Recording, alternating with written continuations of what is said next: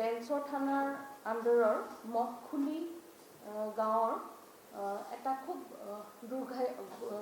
দুৰ্ভাগ্যপূৰ্ণ ঘটনা এটা হৈ গৈছে।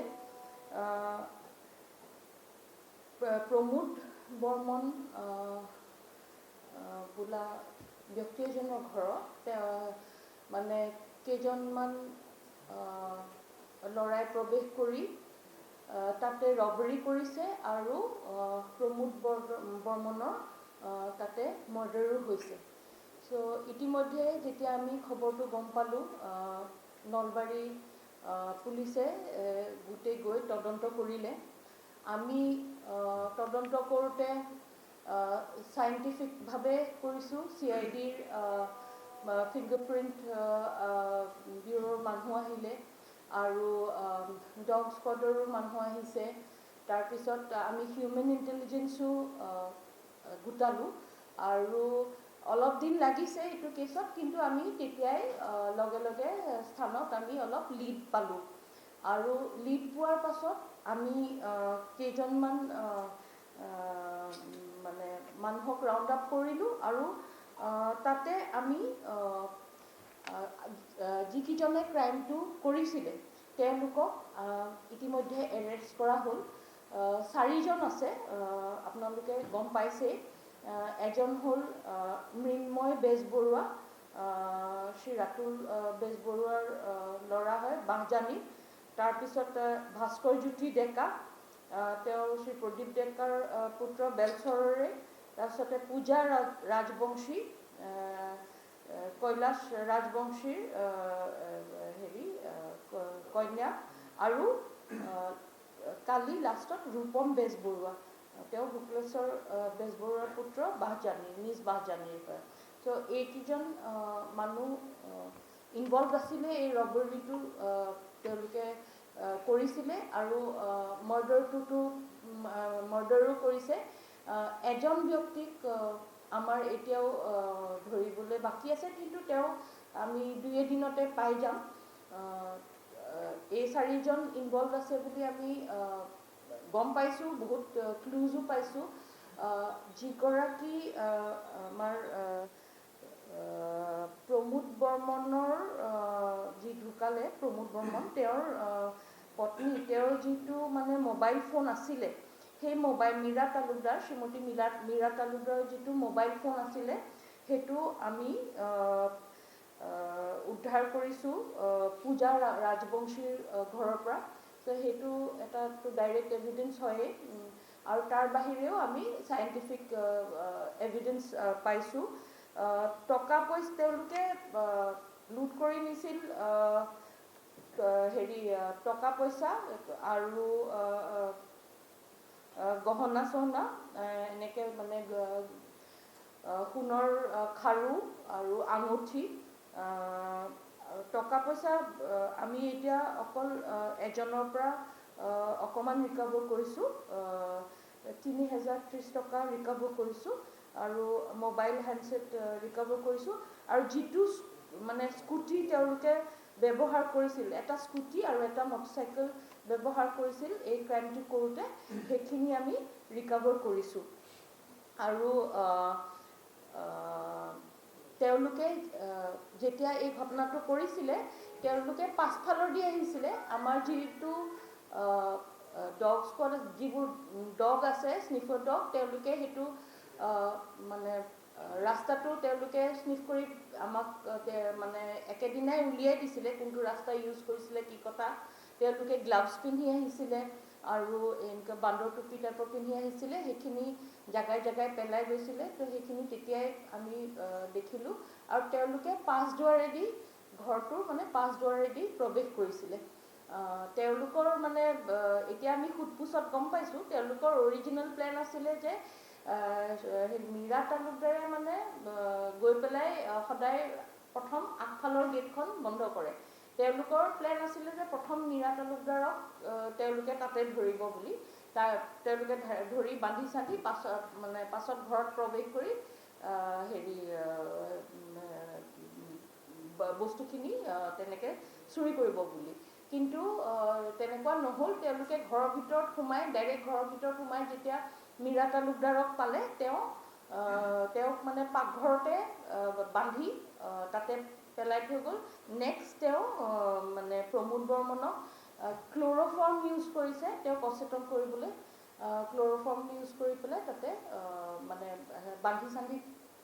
বান্ধি পেলাই তেওঁলোকে ৰবৰীটো কৰিলে। চ' এতিয়া এই গোটেইখিনি কাম নলবাৰী পুলিচে খুব ধুনীয়াকৈ ডিটেকশ্যন হৈছে। লাষ্টৰ যিজন আমি কালি পালোঁ তেওঁক মানে পলাই পেলাই বম্বেৰ পৰা মানে কালি আহিছে। চ' তেতিয়া মানে তেওঁ পাছদিনাখনেই ঘটনাটোৰ পাছদিনাখনেই পলাই গুচি গৈছিলে। চ' আৰু এজন বাকী আছে, তেওঁকো আমি নিশ্চয় সোনকালে পাম। চ' এইখিনি কথা জনাবলৈকে আজি মানে ইয়াত আহিছিল। কৰা হৈছে, আমি নামটো এতিয়াও ডিছক্ল'জ কৰিব খোজা নাই। আইডেণ্টিফাই কৰা হৈছে, তেওঁলোক মানে দুজন আছিলে মাষ্টাৰ মাইণ্ড, ৰূপম আৰু তেওঁ আছিলে, যিজনৰ নামটো পোৱা নাই। যিটো আপুনি কৈছে যে পূজা ৰাজবংশী যিটো মোবাইলটো পাইছে আৰু এতিয়ালৈকে চাৰিগৰাকীক আপোনালোকে গ্ৰেপ্তাৰ কৰিছে। পূজা ৰাজবংশীও সিদিনা সেই ডকাইতি ঘটনাত সেই ঘৰটোত আছিলে নেকি? নহয়, তেওঁ ঘৰটোত নাছিলে। তেওঁ মৃন্ময় বোলা যিজন আছে, তেওঁৰ মৃন্ময় বেজবৰুৱা তেওঁৰ গাৰ্লফ্ৰেণ্ড হয়। চ' আমি অলপ টেকনিকেলি চাই পেলাই গম পালোঁ আৰু তেওঁ মানে পৰা মোবাইলটো গুৱাহাটীৰ পৰা আমি মানে ক'ব পাৰোঁ যে পূজা ৰাজবংশী প্ৰত্যক্ষভাৱে ডকাইতি কেছটোৰ লগত বা হত্যাকাণ্ডৰ লগত জড়িত।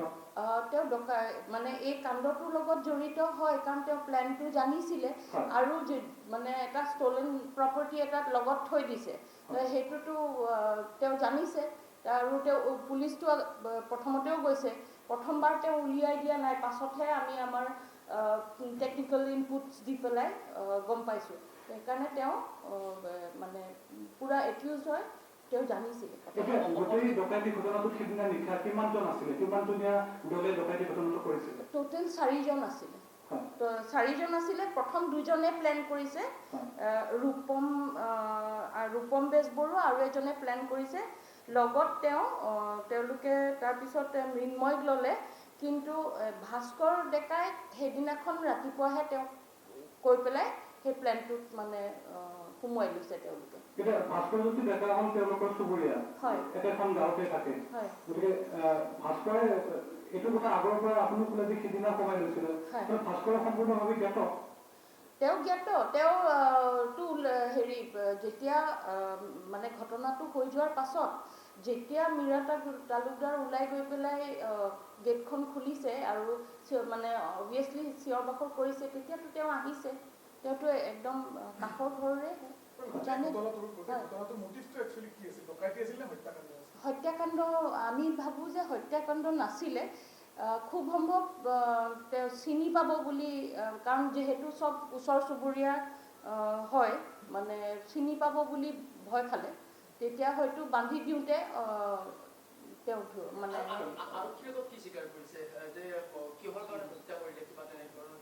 নহয়, হত্যা কৰাটো তেওঁলোকৰ নাছিলে বুলি কৈছে এতিয়া, কিন্তু সেইটোতো কোৱা কথাহে। এতিয়া আৰু এজনটো পাবলৈ আমাৰ বাকী আছে।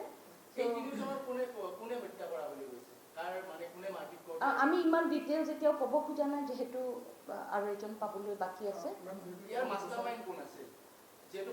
মাষ্টাৰ মাইণ্ড মই কৈছোঁৱেই ইতিমধ্যে, ৰূপম আছিলে আৰু এজন যিজন আমি ধৰিবলৈ বাকী আছে, পলাতক হৈ আছে।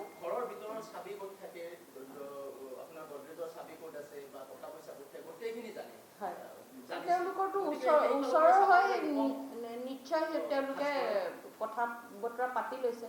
আৰু ভাস্কৰটো ওচৰৰে হয়, কাষৰে হয়। কেছ নম্বৰটো মই জনাই দিছোঁ।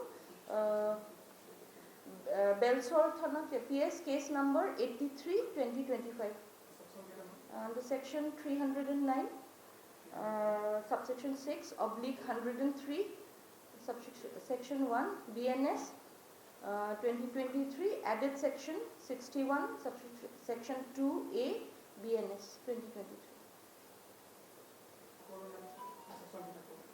আপুনি দি দিম নেকি হয়, মই দি নহয় দিম। দি দিম তেতিয়া কালি যেতিয়া ৰূপম বেজবৰুৱাই যেতিয়া আত্মসমৰ্পণ কৰিছে নলবাৰী থানাত আহি কথা হ'ল আপোনালোকৰ আৰক্ষীৰ সৈতে যোগাযোগ কৰি আহিছিল নে নিজে গম নোপোৱাকৈ আহি নাই গম নোপোৱা নহয় আমি ইতিমধ্যে মানে চেষ্টাটো চলাই আছিলোঁ কাৰণ তেওঁলোকে এটা কথা গম পাইছে যে তেওঁলোক ধৰা পৰি গ'ল তাৰমানে তেওঁলোকে ঘটনাটো কৰিয়েই তেওঁলোকে ইয়াৰ পৰা গুৱাহাটী গুচি গৈছে চ' গুৱাহাটীৰ পৰা আকৌ তেওঁলোক অসমৰ বাহিৰলৈ গুচি গৈছিলে চ' তেওঁলোকে প্ৰথম অৱস্থাত ভবা নাছিলে যে ধৰা পৰিব বুলি কাৰণ 2-এদিন লাগে আমাকো গোটেই ইনভেষ্টিগেশ্যনখিনি কৰিবলৈ বা হেৰি কৰিবলৈ গোটেই বস্তুখিনি তথ্যখিনি যেতিয়ালৈকে আমাৰ হাতত আহি নাপায়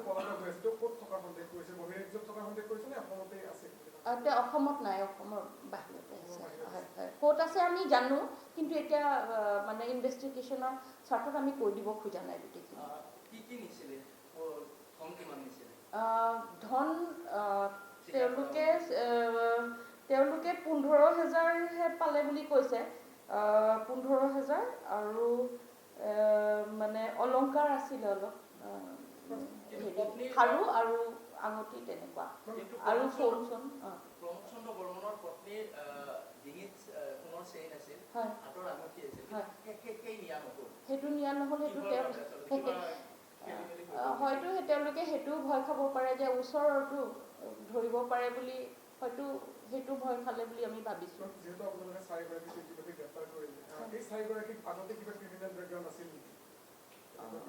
ক্ৰিমিনেল বেকগ্ৰাউণ্ড নাই আমি ফাৰ্ষ্ট টাইমৰ কাৰণে পাইছোঁ আৰু মানে আটাইতকৈ দুখ লগা কথাটো এইটো যে মানে ওচৰ চুবুৰীয়াই যে ঘটনাটো কৰিছে সেইটোৱে মানে আটাইতকৈ দুখ লগা ঘটনা আৰু আমাৰ হাতত এটা খবৰ আহি পৰিছে নিশ্চয় আপোনালোকেও পাইছে সেই খবৰটো যে যিগৰাকী ভাস্কৰজ্যোতি ডেকা তেওঁ বিজেপি দলৰ এগৰাকী সদস্য নে কিবা বুথ পৰ্যায়ৰ কৰ্মী হয় কিবা তেনেকুৱা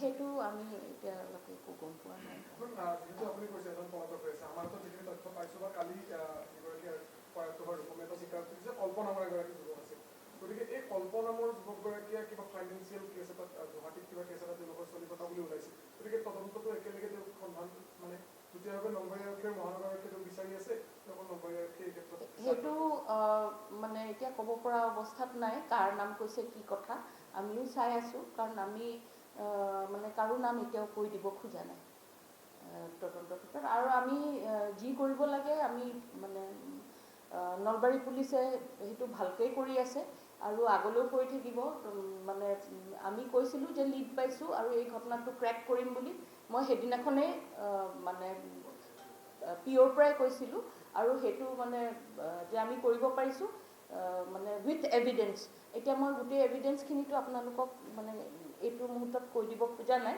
এটা খালি ক'লোঁ মোবাইল ফোনৰ কথাটো যিহেতু মানে ছোৱালীগৰাকীৰ কথা আহিলে পূজা নামৰ সেইকাৰণে মই আপোনালোকক জনাই দিছোঁ বাকীখিনি মানে তদন্ত চলি থাকিব সংঘটিত হোৱাৰ পিছত মেম সাধাৰণ যিখিনি পাব্লিক তেওঁলোকৰ মনত এটা আতংকিত হৈছিল বা সকলো এটা তেওঁলোকে এটা আতংকৰ মাজৰ সময় পাৰ কৰিছিল গতিকে এই ঘটনাত যিহেতু অপৰাধীসকল কৰায়ত্ব হ'ল বা চিনাক্ত হৈ গ'ল গতিকে সাধাৰণ ৰাইজে কিদৰে আশ্বস্ত কৰিব বিচাৰিব জীৱন আৰু জীৱিকাৰ ক্ষেত্ৰত মই এইটোৱে ক'ব খুজিম যে আমি আৰক্ষীয়ে দিনে ৰাতিয়ে সদায় মানে একদম এনেকৈ কাম কৰোঁ যাতে আমি পাব্লিকক ছেফটি দিব পাৰোঁ কিন্তু যদি একেবাৰে ওচৰৰ ঘৰৰ মানুহে কৰি দিছে সেইটোতো এটা মানে মই ভাবোঁ ছ'চাইটিৰ প্ৰব্লেমো হয় নহয় জানো মানে সেইটো মানে ছ'চাইটি এইটো মানে কেনেকৈ এনেকুৱা এটা ঘটনা কৰিব পাৰে সেইটোৱেই বৰ দুৰ্ভাগ্যজনক অকল মোবাইলটো পায়ে লিংক বিচাৰি পালে নে যিহেতু CIDSF ফৰেনচিকৰ দল আহিছিল